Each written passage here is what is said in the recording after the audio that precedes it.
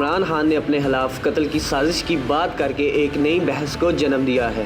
इमरान खान ने अपने कत्ल की साजिश से कबल अपनी हुकूमत का खात्मा भी एक बैरूनी और अंदरूनी साजिश को करार दिया था। 14 मई को सियालकोट में जलसा आम से खिताब करते हुए साबिक वजीर आजम इमरान खान ने कहा था कि मेरे खिलाफ साजिश हो रही है कि इमरान खान की जान ले ली जाएगी। इस साजिश का मुझे इल्म था, मैंने एक वीडियो रिकॉर्ड करवाई है। अगर मुझे कुछ हुआ तो ये वीडियो पूरी कौम के सामने आएगी। मैं आज अब सियालकोट के लोगों जरा गौर से मेरी बात सुनना, आराम से पहले बात सुना मेरी। बड़ी अहम बात करने लगा हूं, खामोशी से सुने। मेरे खिलाफ बंद कमरों के अंदर, मुल्क से बाहर और मुल्क के अंदर एक साजिश हो रही है, और वो साजिश ये है कि वो चाहते हैं कि इमरान खान की जान ले ली जाए।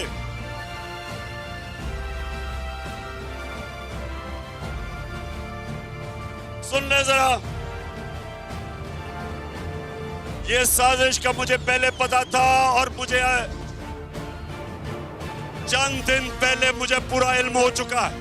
इसके बाद 15 मई को फैसलाबाद में जलसे से खिताब करते हुए साबिक वजीर आजम ने अवाम से एक वादा लिया कि अवाम वादा करें कि अगर मुझे कुछ हुआ तो वीडियो देकर इंसाफ दिलाएंगे। फैसलाबाद इसलिए मैंने टेप रिकॉर्ड करवाया, अपना वीडियो रिकॉर्ड करवाया, क्योंकि मुझे पता है कि ताकतवर को पाकिस्तान की तारीख में 75 साल तारीख ये बताती है कि ताकतवर को हमारा इंसाफ का निजाम, ताकतवर मुजरिम को नहीं पकड़ सकता। इसलिए मैं अपनी अवाम के ऊपर छोड़ूंगा कि अगर मुझे कुछ हुआ तो पाकिस्तान की अवाम, आपने मुझे इंसाफ दिलवाना है। बताएं, आप मुझे इंसाफ दिलवाएंगे? आपने मेरे से आज 2 वादे करने। एक कि जब खुदा ना खास्ता अगर कुछ होता है मुझे, तो जो वीडियो पब्लिक में जाएगी, जिन जिन लोगों के मैंने नाम लिए, आपने उनसे एक एक को इंसाफ के कटहरे में खड़ा करना। फिर 16 मई को स्वाबी में खिताब करते हुए इमरान खान का कहना था कि खाने में जहर मिलाया जाए तो हार्ट अटैक हो जाता है। शहबाज शरीफ और उसके बेटों के ऊपर 24 अरब रुपए के करप्शन के केस, मनी लॉन्ड्रिंग, नौकरों के नाम पे, चपरासियों के नाम पे अरबों रुपया जो उन्होंने पकड़ा। एक हार्ट अटैक से मर चुका है, डॉक्टर रिजवान मर चुका है, और दूसरा उसको भी हार्ट अटैक हुआ जो दूसरा ऑफिसर था। आज वो अपनी जिंदगी की जंग लड़ रहा है, और मैं इंशाल्लाह इस पे बताऊंगा कि वो कौन सी जहर इस्तेमाल की जाती है जो खाने में डालते हैं, जिसकी वजह से हार्ट अटैक होता है। तो एफआईए तो तबाह हो गई, उसके ऊपर एक कातिल बिठा दिया, फैसलाबाद का कातिल जिसने 18 लोगों को कत्ल किया, राना सनाउल्लाह, वो बैठ गया ऊपर।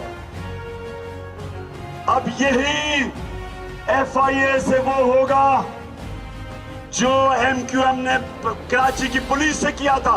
पाकिस्तान की सियासी तारीख में वज़राए आज़म कत्ल भी हुए और मुतअद्दिद मरतबा कत्ल की साजिश की आवाज़ें भी उठीं। यूँ इमरान खान जब ये कहते हैं कि उनके कत्ल की साजिश हो रही है तो इस बात पर यकीन करने वाले के पास मजबूत तारीखी इस्तदलाल मौजूद होता है। हम यहाँ देखने की कोशिश करते हैं कि किस पाकिस्तानी वज़ीर आज़म ने अपने खिलाफ कत्ल की साजिश की बात की और कौन से वज़राए आज़म कत्ल हुए।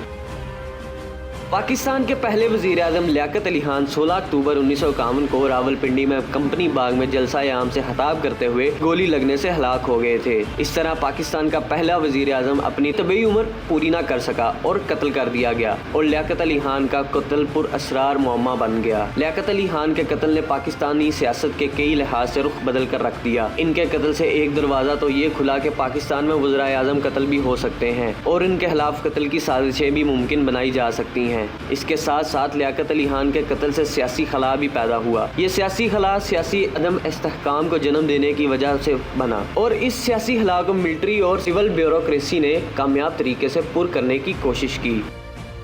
पाकिस्तान के 5वें वजीर आजम हुसैन शहीद सहरवर्दी थे, जिन्हें मुख्तसर वक्त के लिए वज़राए उज़्मा की मसनत मिली। ये सितंबर 1956 से अक्टूबर 1957 तक वजीर आजम रहे। हुसैन शहीद सहरवर्दी की मौत बैरूत के एक होटल में दिसंबर 1963 में हुई। इनकी मौत को सरकारी सतह पर हार्ट अटैक करार दिया गया, मगर सियासी और समाजी हलकों में ये बहस मौजूद रही कि इनकी मौत तबी नहीं बल्कि ये एक मुबैना कत्ल है। इनकी बेटी बेगम अख्तर सलमान भी अपने वालिद की मौत को कत्ल करार देती हैं।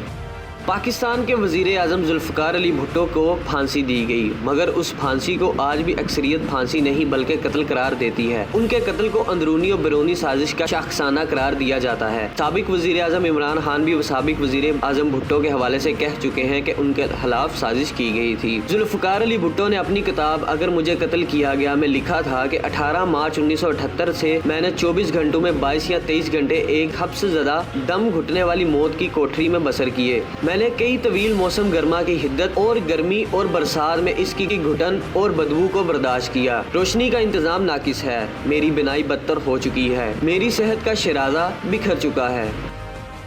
27 दिसंबर 2007 को बेनज़ीर भुट्टो रावलपिंडी में कत्ल हुई थी।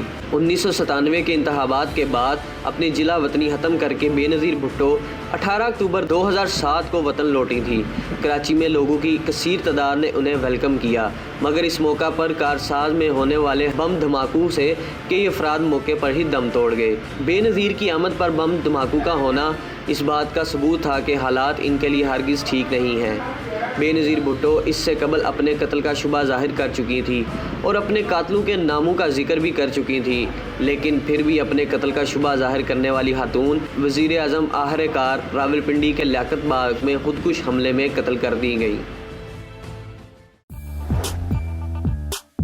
देखते रहिए हमारा चैनल पाक 360, लाइक कीजिए, सब्सक्राइब कीजिए।